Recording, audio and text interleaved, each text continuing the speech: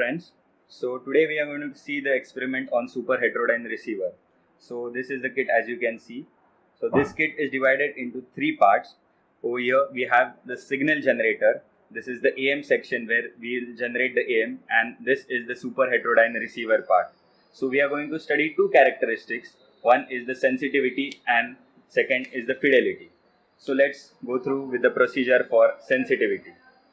So first we'll be seeing the output of signal generator. We'll be adjusting the modulating signal to be 400 Hz and 1 volt peak to peak amplitude. We have a DSO with us, and over here this is the output of the modulating signal. We'll attach this to channel 1 as you can see of the DSO, and if we'll measure the modulating signal, we'll see that now we are getting a frequency of 660 something Hertz. We'll reduce it to get about approximately 400 Hertz of frequency. So here it is, and we'll also adjust the amplitude to 1 volt peak to peak. So here is it. We are having the modulating signal.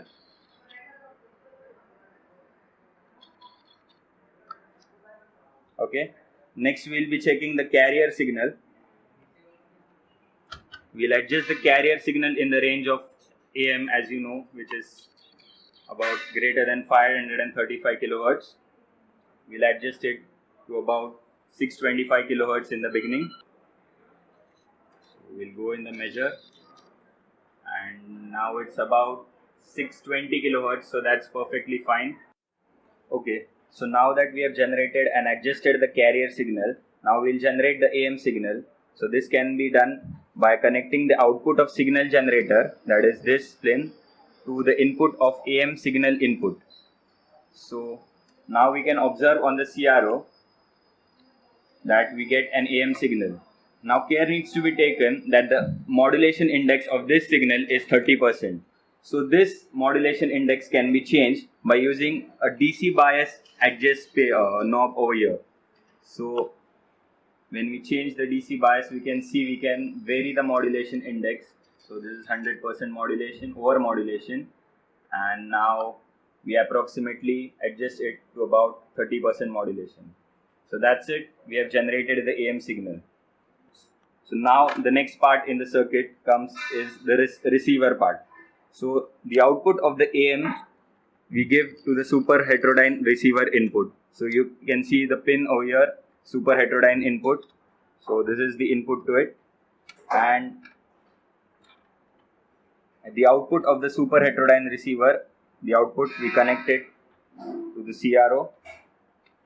We have to tune this to get standard maximum voltage. So you can see this, we have to adjust this knob given over here. You can see the output is very low, and suddenly it will rise.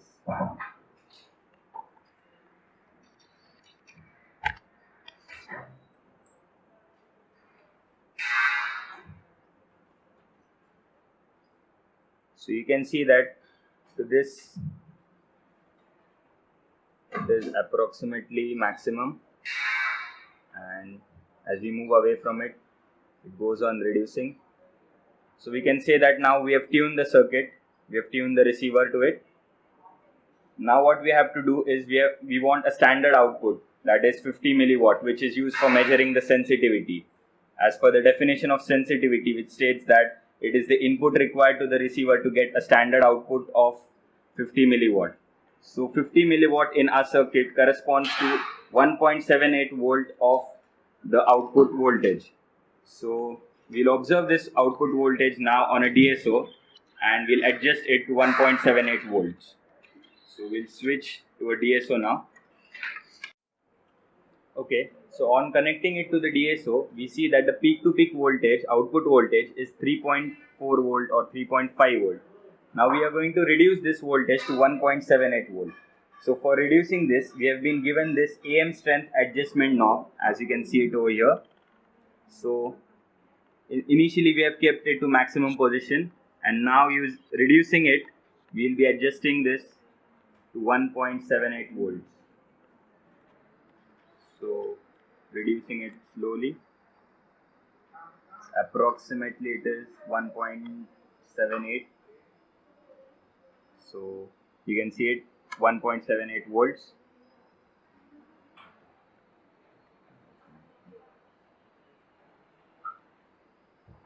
So now that we have adjusted it to 1.7 volts, we are going to measure the input to the receiver which was required to get this output of 1.78 volt.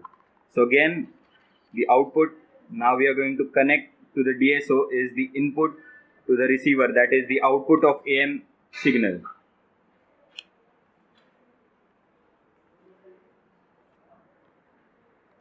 So as you can see, this is the AM signal which was required to produce a standard output of 1.7 volt, which is equivalent to 50 milliwatts of power. So when we'll go in measure, and as you can see, channel 1 peak to peak reads about 248 millivolts. So this is the sensitivity of the receiver for 625 kilohertz of frequency. Now we'll keep on changing the carrier frequency by keeping the modulating frequency constant to be 400 Hz. We'll repeat the same procedure by increasing the carrier frequency to about 700 kHz, 800 kHz, and then again reduce it till in the standard range of AM, and finally we'll plot a graph for sensitivity.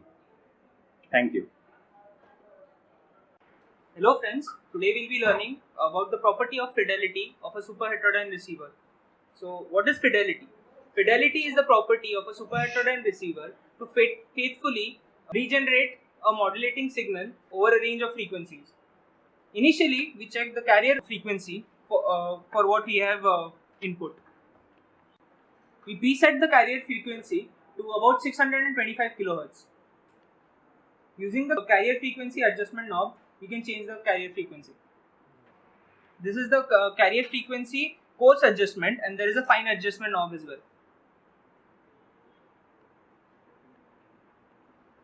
After we have set this frequency to about 625 kHz, we apply the modulating signal to the AM generator. After that, the AM generator output is connected to the super heterodyne receiver's input.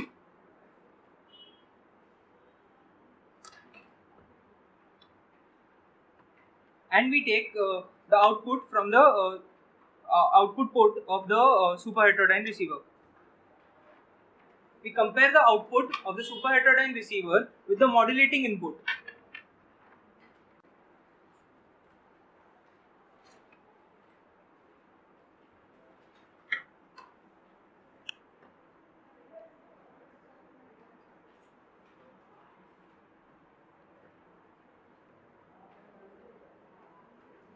As you can see, the yellow channel is modulating input, and this channel is our output of the receiver. We can tune the output of the receiver by changing the tuning gang. This is used to tune our super heterodyne receiver to the carrier frequency. At one point, we'll get a proper sine wave is reproduced at the output of the super heterodyne receiver. That is when we start measuring our observations. For taking observations, we change the frequency of the modulating input and therefore check the amplitude of the output of the super heterodyne receiver. As for example, now our modulating input frequency is channel 1 frequency, which is 156 Hz, and the output of channel 2, that is the super heterodyne receiver's output voltage, is around 580 millivolts. That is how we can change the modulating frequency and take various readings. Suppose I change my modulating frequency to about 350 Hz.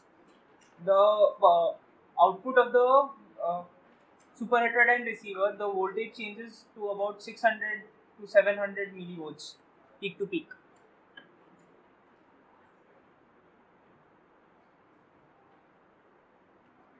So this is how we can take various observations and we can plot a graph as well. Over a range of frequencies, it will faithfully reproduce the modulating input that you have given. Thank you and thanks for watching.